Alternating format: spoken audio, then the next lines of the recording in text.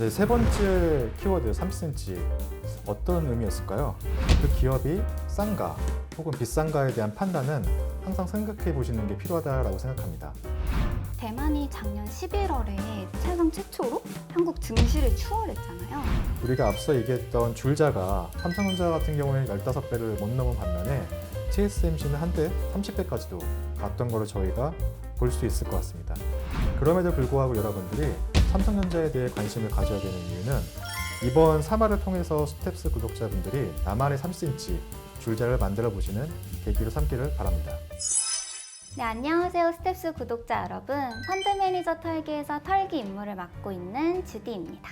네, 안녕하세요. 하나자산운용 펀드 매니저 유비 팀장입니다. 반갑습니다.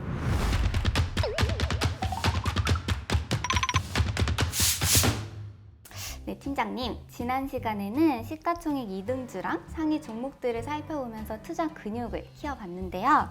응원 댓글도 많이 달렸더라고요. 그러게요. 제가 그 중에서 기억에 남는 것이 있어가지고 읽어드릴게요. 한 구독자분이 오늘도 유비 팀장님 목소리 들으면서 잠듭니다. 라고 남겨주셨는데요. 네, 이분께 한마디 해주시죠. 네, 잠들기 전에 저희 펀드 매니저 털기를 투자 ASMR처럼 듣고 주무신다는 분 진심으로 감사드리고요. 향후에도 저희 컨텐츠가 좀 더 유익하게 만들 수 있도록 노력하겠습니다.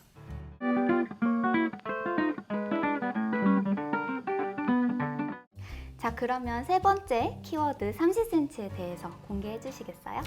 네, 세 번째 키워드 30cm 어떤 의미였을까요? 먼저 여러분은 30cm를 보시면은 어떤 생각이 드실지 되게 궁금한데 정답은 30cm 줄자였습니다. 주디는 30cm를 보면은 길게 느껴지세요? 아니면 짧게 느껴지시나요? 저는 30cm라고 하면 좀 길게 느껴지는 것 같아요. 네, 비슷한 비유로 화면에 보이시는 그 물컵의 이미지를 말씀드리고 싶은데요. 사람들이 이 물컵에 들어있는 물의 양을 볼 때 혹자는 절반이나 있네, 혹자는 또는 반밖에 없네 라는 말들을 많이 하시는데요. 오늘의 키워드 30cm 역시 이 줄자 관점에서 절대 가치와 상대 가치에 대해서 생각해 보자는 의미입니다. 이 주식이 싼지 비싼지 그 가치의 기준점을 잡으라는 말씀이신 것 같은데 맞나요? 네, 맞습니다. 주식이 싼지 비싼지의 기준점은 결국 사자 혹은 팔자에 대한 판단의 근거인데요. 특히 사는 건 되게 쉬운데 항상 저도 운영함에 있어서 파는 게 너무 어렵더라고요. 맞아요. 파는 네. 타이밍 잡기가 또 되게 어렵잖아요. 특히 전기차 산업이 작년 올해 상당히 유망하다는 얘기를 저희가 많이 들어왔는데 특정 기업을 살 때 사는 건 상당히 쉽겠지만 그 기업이 싼가 혹은 비싼가에 대한 판단은 항상 생각해 보시는 게 필요하다고 생각합니다. 특히 이 30cm라는 줄자를 비교해 봤을 때 이 30cm가 긴지 혹은 짧은지 나한테 50cm자가 더 필요한 건 아닐지 생각해 보는 게 상당히 저는 필요하다고 생각하고 있는 거고, 결국 이러한 생각들을 안 해봤을 때는 주가가 흔들리는 구간에서 매도 버튼을 손쉽게 눌러버릴 수도 있고, 이러한 점은 나의 투자 수익률, 기대 수익률은 10%만 먹고 나오면 돼 라는 투자 철학으로 다다르기도 합니다. 그렇기 때문에 이 30cm 줄자라는 개념은 업계 용어로는 저희가 밸류에이션이라는 단어를 많이 쓰기도 하고, 이번 3화를 통해서 스텝스 구독자분들이 나만의 30cm 줄자를 만들어 보시는 계기로 삼기를 바랍니다. 자신만의 투자 기준점, 자신만의 30cm를 만들어 보라는 말씀이신 것 같아요. 구독자 여러분들도 오늘 3화를 통해서 자신만의 기준을 꼭 잡으셨으면 좋겠습니다.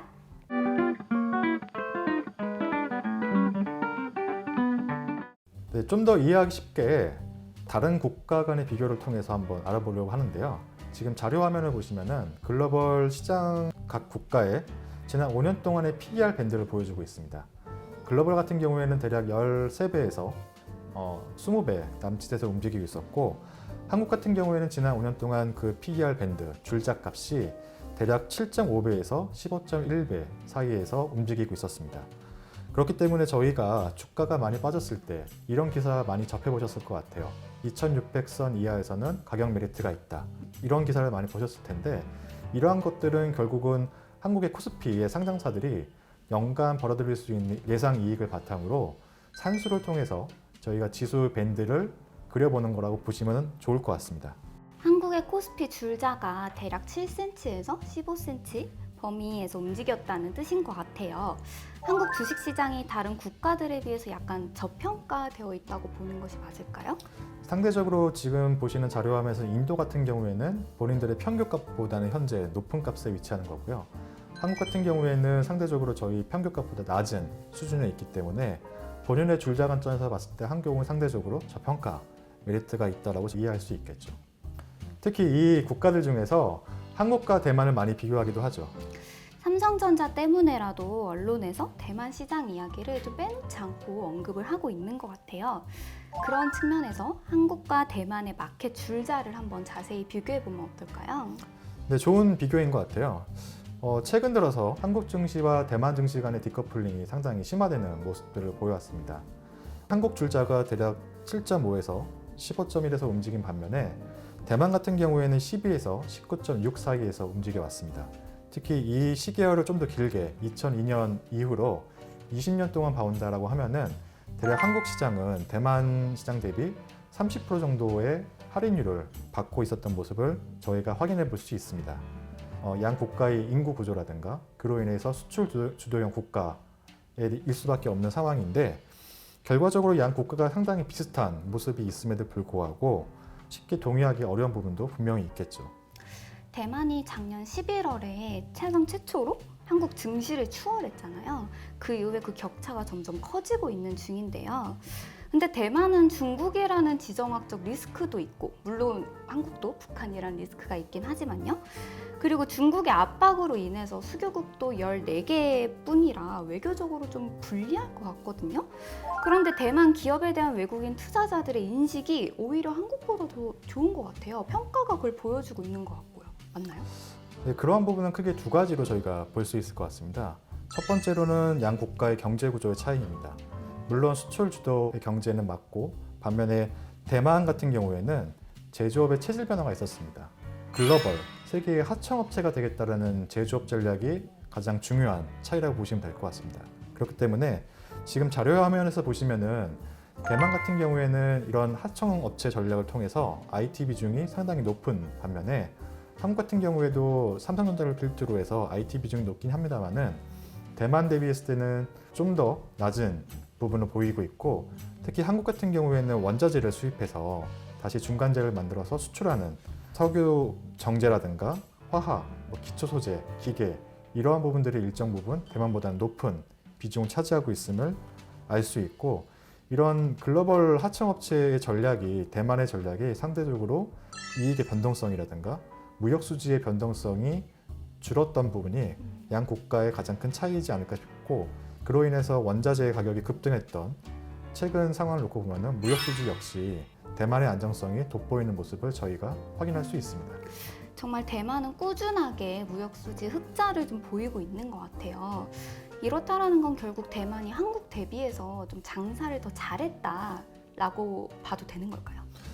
그런 이익의 변동성이라든가 시황의 변동성 측면에서는 충분히 메리트가 있다고 저도 보고 있고요. 추가적으로 그러다 보니까 양 국가 증시에서 차지하는 산업의 구조도 차이가 있습니다. 특히 대만 같은 경우에는 지금 보시는 것처럼 IT, 커뮤니케이션, 헬스케어 비중이 72.4%로 한국 대비 11% 이상 높은 모습을 보여주고 있기 때문에 이러한 모습이 어떻게 보면은 대만과의 가장 큰 차이이지 않을까라고 생각하고 있습니다. 대만이 정말 맹추격을 하고 있는 것 같아요. 그래서 수출 코리아라는 위상이 약간 흔들리는 거 아닌가 이런 우려도 좀 됩니다. 근데 그 이유가 경제 구조 차이에 있었다는 건 방금 알았어요. 혹시 또 다른 차이는 또 뭐가 있을까요? 두 번째 차이는 각 국가 기업들의 체력에 있습니다. 쉽게 수익성이라고 할 수 있는 ROE라는 지표가 저희가 있는데요. 한국 같은 경우에는 10% 정도의 답보 수준을 보이고 있는 반면에 대만의 수익성 ROE는 꾸준히 우상향하는 모습을 보여주고 있습니다.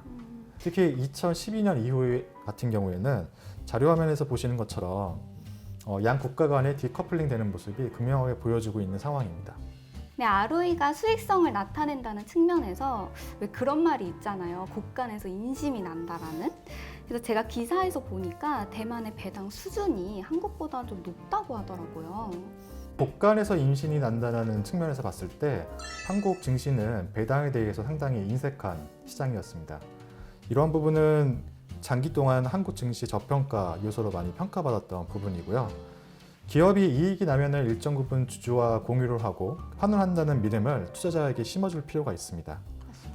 그 본인이 번 목에서 주주에게 일정 부분 지급되는 지표인 배당 성향을 놓고 보면은 결과적으로 배당 성향이 높은 지표는 투자자들로 하여금 주가의 하방 경직성을 담보로 해주는 요소로 저희가 볼 수 있습니다. 특히 이제 금융 위기가 발생했을 때도 대만 같은 경우에는 높은 배당 성향을 바탕으로 높은 배당 수익률을 보여줬음을 저희가 자료 화면을 통해서도 알 수 있고요. 결과적으로 외국인 투자자들한테 한국 역시 고배당 국가다라는 인식을 심어주는 게 최근과 같은 대외 변동성이 커지는 구간에서는 상대적인 신뢰도 제고 측면에서 상당히 필요한 요소이지 않을까라고 생각합니다.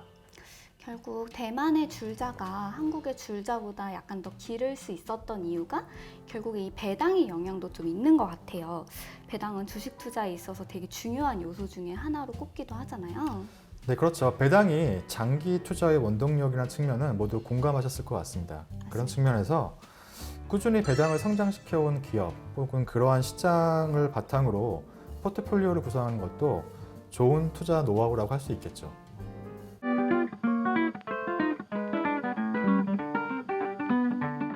네, 팀장님, 그러면 지금까지는 마켓을 한번 비교를 해봤으니까 이번에는 줄자를 기준으로 개별 기업을 비교해보면 어떨까 싶어요. 우리나라 시총 1등 기업인 삼성전자랑 그리고 가장 강력한 라이벌이죠. 대만의 TSMC를 서로 비교해보면 좋을 것 같은데요. 네, 좋습니다. 가장 직관적인 비교겠죠. 양 국가의 시가총액 1등 기업이기 때문에 대만의 제조업 전략에 앞서 글로벌 하청업체라는 말씀을 우리가 짚고 넘어갔었는데 맞습니다. 이런 측면에서 TSMC는 결과적으로 B2B 기업이라고 할 수 있을 것 같습니다. 파운드리가 대규모 수주를 바탕으로 해서 사업의 안정성을 이어가는 기업이라 볼 수 있다고 한다면 삼성전자 같은 경우에는 B2B인 반도체도 하고 있긴 합니다만은 가전이라든가 스마트폰, B2C에 대한 비중도 무시할 수 없는 상황입니다. 그렇기 때문에 삼성전자는 상대적으로 사이클이 있는 D램 산업에 대한 의존도가 높다 보니까 실적 변동성이 상대적으로 커 보이는 그런 부분이 있을 것 같고요. 그러다 보니까 지금 화면에서 보시는 것처럼 TSMC 같은 경우에는 본인들의 투자, 캐펙스를 통해서 파운드리의 캐파를 늘리고 거기에 대한 수주를 받음에 따라서 EPS가 꾸준히 늘어나는 모습을 최근까지 보실 수 있을 것 같고 반면에 삼성전자 같은 경우에는 D램의 시황에 따라서 EPS의 변동성이 있음을 우리가 볼 수 있을 것 같습니다. 삼성전자 같은 경우에는 결과적으로 이런 D램의 부침으로 인해서 우리가 앞서 얘기했던 줄자가 삼성전자 같은 경우에는 15배를 못 넘은 반면에 TSMC는 한때 30배까지도 갔던 거를 저희가 볼 수 있을 것 같습니다. 이런 부분이 양 국가의 시가총액 1등 기업의 차이가 앞서 봤던 대만과 한국 간의 줄자의 근본적인 원인이지 않을까 싶습니다. 그럼에도 불구하고 저 역시도 삼성전자에 관심을 가질 수밖에 없는 것 같아요. 시총 1위 삼성전자에 우리가 관심을 가져야 되는 이유는 무엇일까요? 그럼에도 불구하고 여러분들이 삼성전자에 대해 관심을 가져야 되는 이유는 각 기업들 역시 고유의 줄자값을 갖고 있기 때문입니다. 자료 화면을 보시면 삼성전자 고유의 PBR, 밴드값을 보실 수 있는데요. 오랜 기간 동안 삼성전자의 PBR 밴드값은 1.6배를 넘지 못했습니다. 재밌는 포인트는 2021년도에 본인의 한계를 극복하는 모습을 보여줬다는 점입니다. 이때는 새로운 기업으로 탈바꿈하는 트리거가 작용했던 시기였는데 10만 전자를 논할 때 우리가 많이 접했던 뉴스 혹시 기억하시는지 모르겠는데 TSMC 따라잡기였습니다. 맞습니다. 네, 결과적으로 삼성전자 역시 파운드리 사업에 대한 대규모 투자를 하고 그러한 성과에 대한 기대감이 주가에 선반영됐던 시기라고 보실 수 있을 것 같고 우리 역시 삼성전자가 과거의 D램 시장 말고 TSMC 같은 사업의 안정성을 보여주지 않을까라는 기대감이 반영됐던 시기라고 볼 수 있겠죠. 결과적으로 한편으로는 유동성 효과도 있을 수 있을 것 같긴 하고요.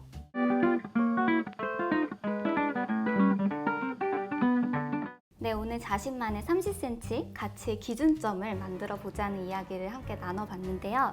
오늘의 키메시지를 한번 정리해 주신다면요. 오늘 영상을 통해서 스텝스 구독자분들이 본인만의 매수 매도의 원칙 30cm 기준을 만드셨으면 좋겠습니다.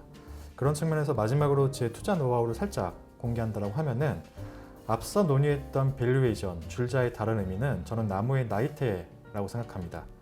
거목들이 처한 환경을 극복할 때 다양한 나이테를 그리면서 성장하잖아요. 맞습니다. 저는 그런 측면에서 첫 번째로는 코스피 나이테 밴드를 숙지하셔라라는 말씀을 드리고 싶습니다. 지금과 같은 시장의 변동성 구간에서 이런 나이테를 숙지하는 것이 시장을 기다릴 줄 아는 담력을 기를 수 있는 첫걸음이라 생각합니다. 두 번째, 개별 기업들의 줄자, 나이테에 주목하자입니다. 앞서 우리가 삼성전자의 사례를 봤던 것처럼 나이테의 변화는 결국은 위기 상황에 대한 시장의 재평가라고 볼 수 있을 것 같습니다. 세 번째로는 이런 시장과 기업의 나이테의 변화를 선제적으로 알기 위해 열심히 공부하자입니다. 제가 공개했던 기준들을 바탕으로 이번 3화에서 꼭 본인만의 줄자를 만들어 보시기 바랍니다.